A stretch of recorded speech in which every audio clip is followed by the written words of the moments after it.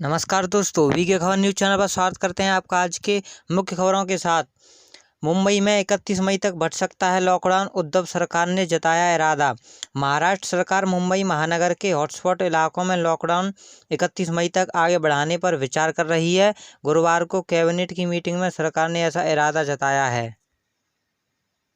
और अगली खबर निकल के आ रही है, कोरोना के कारण सुस्त पड़ रही इकोनॉमी में सुधार के लिए पीएम मोदी ने 20 लाख करोड़ के आत्मनिर्भर भारत पैकेज की घोषणा की थी। इस पैकेज के ब्रेकअप का एक हिस्सा जो करीब 6 लाख करोड़ का है, उसकी जानकारी दी जा चुकी है। आज किसानों के लिए कई घोषणाएं की गई हैं और साथ ही साथ 50 लाख रेहड़ी पटरी वालों को मिलेगा लोन, प्रवासी मजदूरों को मुफ्त अनाज। निर्मला ने क्या क्या दिया है, आइए जानते हैं।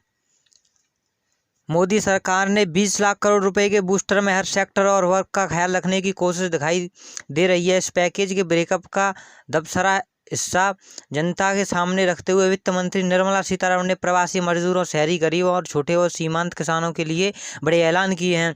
उन्होंने कहा है कि प्रवासी मजदूर, किसानों और गरीब हमारी प्राथमिकता है। संकट आने पर हमने सबसे पहले गरीबी के खाते में पैसे पहुंचाए। लॉकडाउन जरूरी है, लेकिन सरकार लगातार दिन रात काम कर रही है। पैकेज का पहला हिस्सा MSMEs के नाम था और दूसरे चरण की घोषणा में प्रवासी मजदूरों को मुफ्त अनाज, रेहड़ी पटरी वालों के लिए लोन की सुविधा और किसानों के लिए 30,000 करोड़ के अतिरिक्त फंड की सुविधा की बात की। आइए जानें वित्त मंत्री घोषणाओं में आज क्या क्या बड़ी बातें रहीं। प्रवासी मजदूरों के लिए क्या क्या है, आइए जानते। 2 महीनों के लिए प्रवासी मजदूरों के लिए मुफ्त अनाज, बिना कार्ड के भी चावल, गेहूं और चना मिल सकेगा। राज्य सरकारों की जिम्मेदारी होगी कि उन तक कैसे अनाज पहुंचाया जाए। केंद्र सरकार इसका खर्च उठाएगी। 3500 करोड़ रुपए का आएगा खर्च। 10 से कम कर्मचारी वाली कंपनी में ESI की सुविधा होगी। जो नेशनल फूड रजिस्टर में नहीं आते उनको भी मिलेगा। 8 करोड़ प्रवासी मजदूर होंगे लाभान्वित। कम किराए पर मिलेगा घर। प्रवासी मजदूरों और शहरी गरीबों के लिए अफोर्डेबल रेंटल आवास की योजना लाई जाएगी।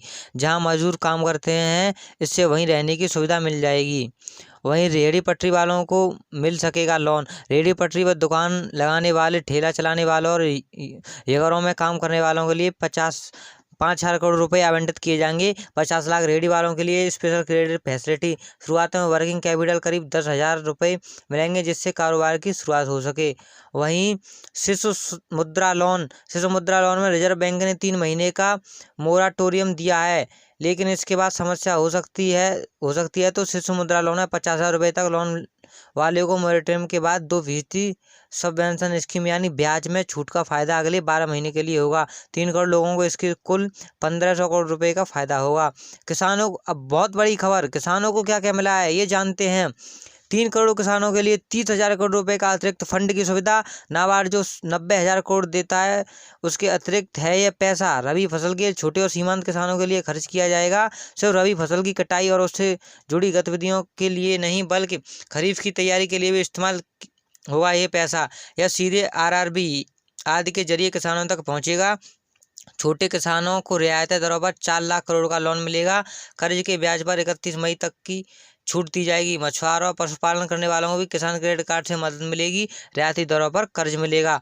और जानते हैं अन्य बड़े ऐलान क्या क्या किए हैं। 6 से 18 लाख सालाना आय वाले मिडिल इनकम ग्रुप के लिए क्रेडिट लिंक्ड सब्सिडी को मार्च 2021 तक के लिए बढ़ा दिया गया है।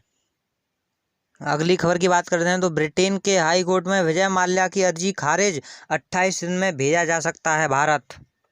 वहीं इजराइल के राष्ट्रपति की बची कुर्सी, इजराइल में फिर से नेतन्याहू की सरकार।